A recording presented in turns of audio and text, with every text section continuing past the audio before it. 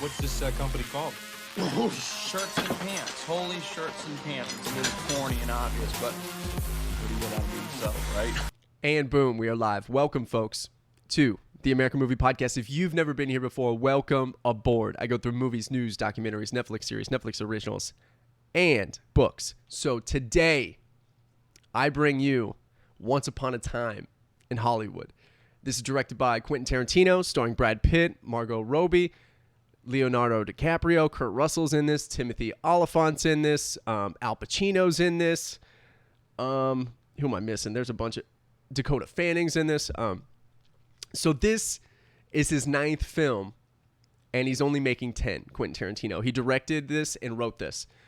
And this is set in 1969 Hollywood, and it's centered upon this man named Rick Dalton. And Rick Dalton's he's somewhat in the he's in the mid-level actor role. So he's used to being a leading man. He's a little bit older now. He has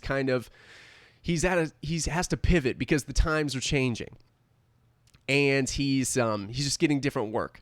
And Brad Pitt, Cliff Booth inside of is his role, is his stuntman. And he just goes along with the ride, and he's helping Leonardo DiCaprio kind of find his way and just help him with whatever he needs, because he's kind of a struggling actor, and if he's the stuntman of a struggling actor, he's a struggling stuntman. So that in and of itself is the plot. And Margot Robbie she's just an actress as well, and they run on parallel timelines. So it's not set in chapters, which is usually Quentin Tarantino-esque, which I found cool. It was a deviation from his actual style. So this was all sequenced with parallel stories, okay? And then they come together. So I loved this movie. This is something you should for sure go see. If you like Quentin Tarantino, you're probably already going to go see it. And if you haven't seen Quentin Tarantino before, this is actually the movie to go see, I think, if you want to get introduced to Quentin Tarantino's work. I think this is it's nothing like Kill Bill, where it's all gory and there's absurd fight scenes. This is it. This is the one. I loved this movie. It was so crazy. So the cast itself, they worked well. The direction was very cool, because you believe you're inside this 1969 Hollywood. Like, you're along for the ride. It's very immersing in that way. I found it probably the first 10 minutes, boom, you're in. So how I equate it to, because, like, you're trying to get synced up with all these characters, and he does a great job with that. And so it kind of begins slow, and it's kind of like there's just a moment in time where you sync up with everything. And this is why I think he's a master. So the only thing I can equate it to is, like, you know, when you're running, or like you start running and it's like, man, I really don't want to go run. This is hard. This sucks. And then something turns over and you're like, all right, so we're doing this. We're good to go. I feel good. We can continue doing this. That's exactly what happened. I don't know what he did or how he did it, but it was outstanding. And so, yeah. So give it a second too.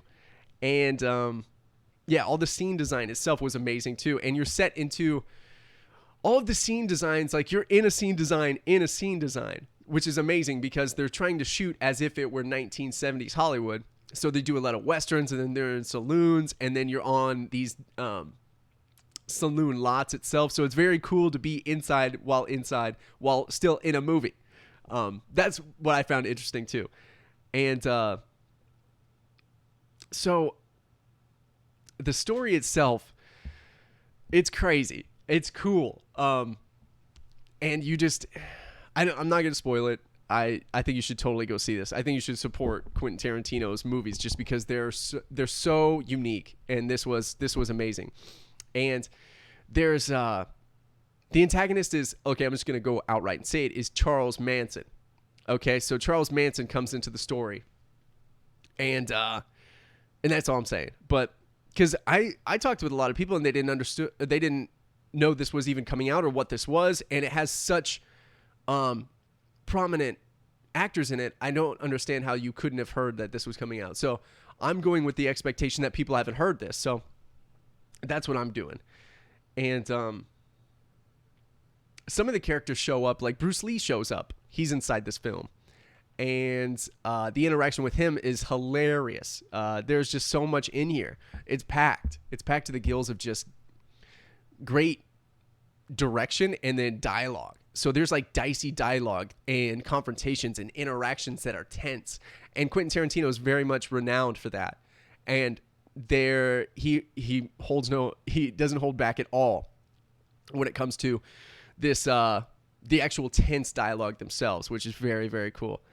And another thing is the music. The music is a whole other element and character inside of this damn film. Like, there's so much good music in here along for the ride, and there's so many cool scenes where they're in the cars or they're on their way to destination. Like, they go to the Playboy Mansion, they go to 1,000 places, and it's very cool, and it shows the danger element of the Hollywood Hills, which is just, I think, representation of just the time, the story, and the characters themselves. Because like it's not, he could have skipped over those scenes, but it was a representation of how dangerous and quick and how everything can take a turn in the Hollywood Hills themselves.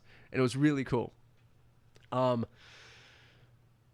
Yeah, so the camaraderie between Leo and Brad Pitt, it's outstanding. Like, these guys are professionals. Like, you could just tell, and they do well together. And I like the dichotomy between their attitudes. That's one of the things. So they support each other, but they have totally different attitudes. So Cliff Booth, Brad Pitt's character, is such a laid back stuntman. Like, he wears moccasins. He's like he's so cool and laid back. And then Leonardo DiCaprio's character is so high-strung, self-conscious, self-reflecting actor, and very hard on himself.